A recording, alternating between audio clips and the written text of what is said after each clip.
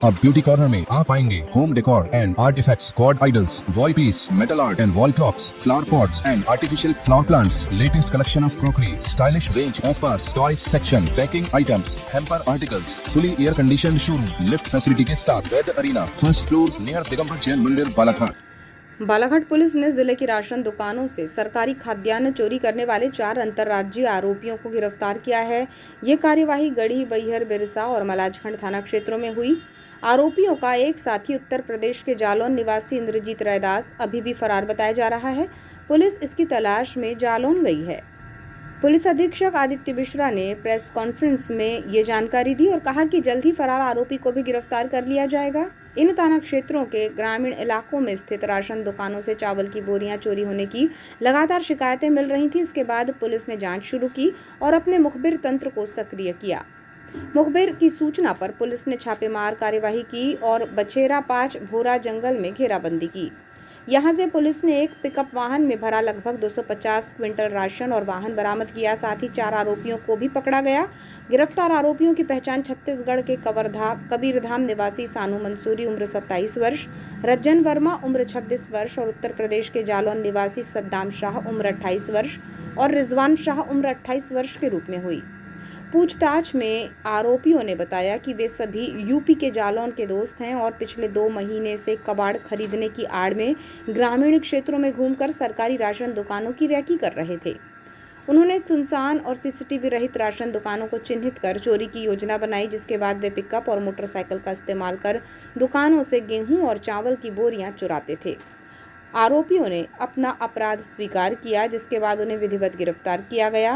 Police अधीक्षक आदित्य मिश्रा ने यह भी बताया कि आरोपियों ने चोरी किया गया चावल बालाघाट के बिरसा, मंडला और जबलपुर के व्यापारियों को बेचा है। पुलिस इन व्यापारियों से भी पूछताछ करेगी।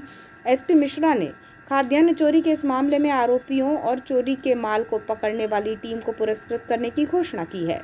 अधिकतर लोगों का और ऐसा मानना होता है कि पीडीएस के जो दुकानदार हैं उन्होंने ही शायद किसी को बेच दिया हो या घटना की हो, और कभी-कभी हम लोग उनके सत्य वर्जन को भी शायद झूठा समझते हैं या ये समझते हैं कि शायद उन्होंने ही कहीं बेच दिया होगा और इसलिए बता नहीं रहे हैं कमी छुपाने के लिए।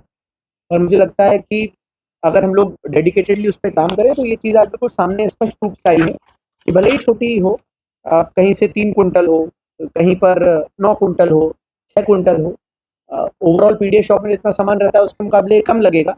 पर एक जो मेंटालिटी रहती है कई जगहों पे इस प्रकार से एक सोच रहती है कि पीडीएस शॉप वालों ने ही तो कहीं इसका गबन नहीं कर दिया और बाद में छुपाने का प्रयास कर रहे हैं।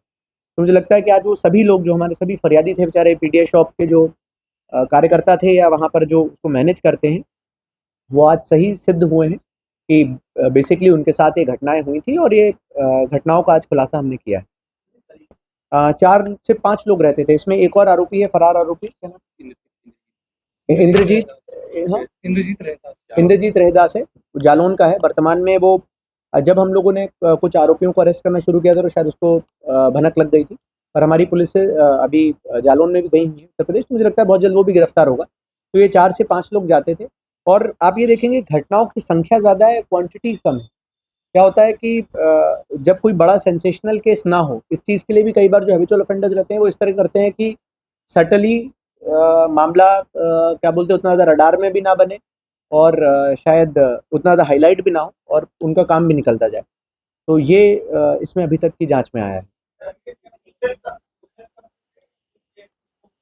नई चेन सिस्टम, बिल्कुल आप सही बोल रहे हैं। They used to sell it, they were storing it to sell it. क्या होता है कि प्राइजेज हाइक हो रही हैं। जैसे आप देख रहे होंगे कि जब से वेस्ट एशिया में कॉन्फ्लिक्ट चल रहा है, रेगुलरली मार्केट में सभी एसेंशियल कमोडिटीज़ की प्राइस हाइक हो रही है, क्योंकि वो नेचुरल फिनोमेना है, इंटरनेशनली लिंक्ड मार्केट्स हैं। तो जिस प्रकार से जब हाई राइज होता है तो ऑब्वियसली ये जो स्टॉक है वो लोग ओपन मार्केट में ही बेचेंगे, क्योंकि आजकल ओपन मार्केट में बड़ा अच्छी कीमतें इसकी मिलती, तो ओपन मार्केट में ही बेचने के लिए जो आप चेन सिस्टम बोल रहे हैं वही, मतलब कि चेन के थ्रू